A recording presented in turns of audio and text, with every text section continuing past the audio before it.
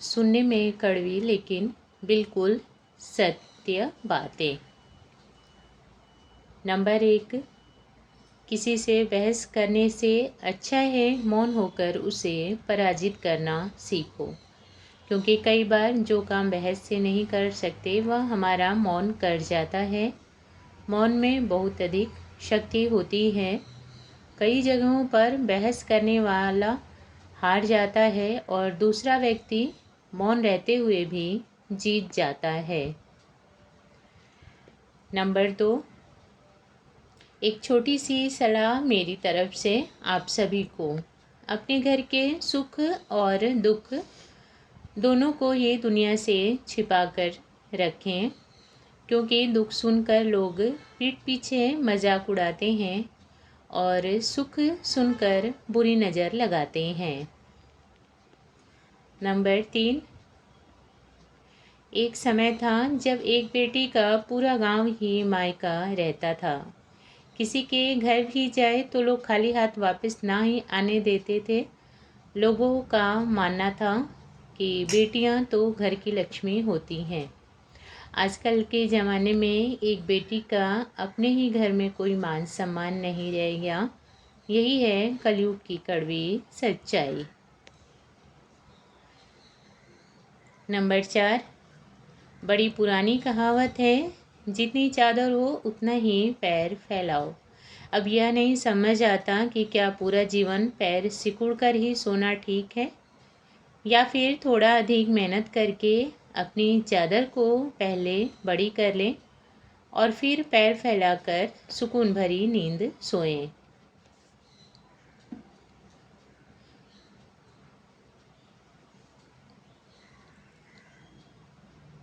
Number 5, ठोकर लगने के बाद हम गिरते तो ज़रूर हैं, लेकिन बहुत सारी सीख लेकर फिर से उठकर तैयार होते हैं। सबसे पहली सीख होती है संभल कर चलना। दूसरी शिक्षा मिलती है कि अपने लक्ष्य पर ही ध्यान देना। इधर उधर देखे तो गिर जाएंगे।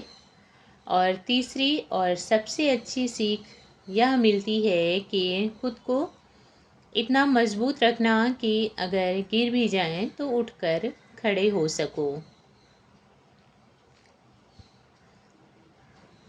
नंबर 6, चाय और चरित्र जब गिरते हैं तो ऐसा दाग लगा देते हैं जो धोए से भी कभी साफ नहीं हो पाता। नंबर 7, जिस घर में भाइयों में आपस में प्रेम और सम्मान होता है वहीं पर ईश्वर का वास होता है। इतिहास साक्षात प्रमाण है कि प्रेम बांटा गया तो रामायण लिखी गई और संपत्ति बांटने की बात हुई तो महाभारत हो गया। नंबर 8, किसी के घर जाओ तो अपनी आँखों पर और दिल पर इतना काबू रखो कि केवल उस व्यक्ति की खूबियाँ दिखें, कमियाँ नहीं। नंबर 9, उपवास रखने का मतलब केवल अन्न छोड़ना नहीं, बल्कि अपने अंदर से उन बुराइयों को निकालना भी बहुत ज़रूरी है जिसकी वजह से आप और आपके अपने परेशान रहते हों। सही मायने में तभी उपवास का अच्छा फल मिलता है। नंबर 10, यह 2 परीक्षाएं ज़रूर पास करनी चाहिए। पहली परीक्षा सुख में विनम्रता रखने वाली, दूसरी परीक्षा दुख में धैर्य रखने वाली। नेक्स्ट है, हौसले की तरकश में कोशिश के तीर हमेशा लगाकर ही रखें।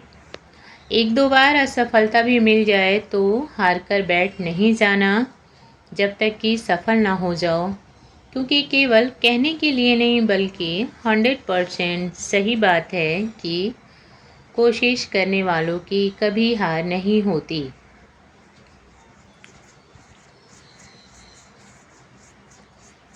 नंबर 12, आजकल इंसान एक दूसरे से दूर होते जा रहे हैं। इसमें 2 चीज़ें अपनी अहम भूमिका निभा रही हैं, सबसे पहली चीज़ है पैसा। दूसरी चीज़ लोगों की जुबान।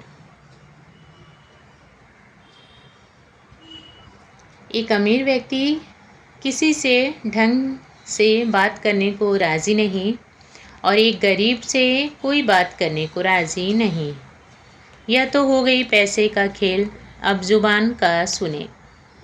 कब कहाँ कितना बोलना है, अगर इस बात की जानकारी नहीं आपको तो हर रिश्ता आपसे दूर हो जाएगा और यही होगा आपकी जुबान की वजह से।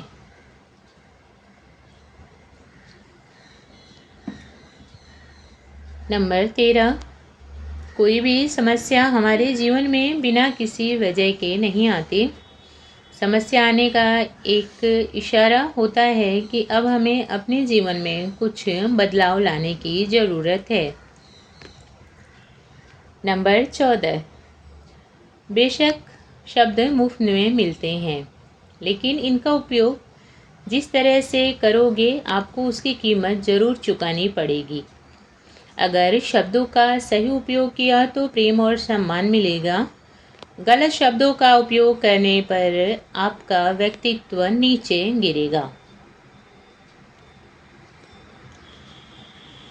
नंबर 15, सपने सच जरूर होते हैं। खुद पर विश्वास रखने की और जोरदार हौसले के साथ पहला कदम बढ़ाने की ज़रूरत है, क्योंकि कोई भी काम शुरू करने से पहले हमारे दिमाग में बहुत तरह की बातें चलती हैं। लेकिन अगर अच्छा काम हो तो आप ईमानदारी से आगे बढ़ना चाहते हैं तो मजबूती से पहला कदम बढ़ाएं। दूसरा कदम खुद पे खुद आगे बढ़ने लगेगा।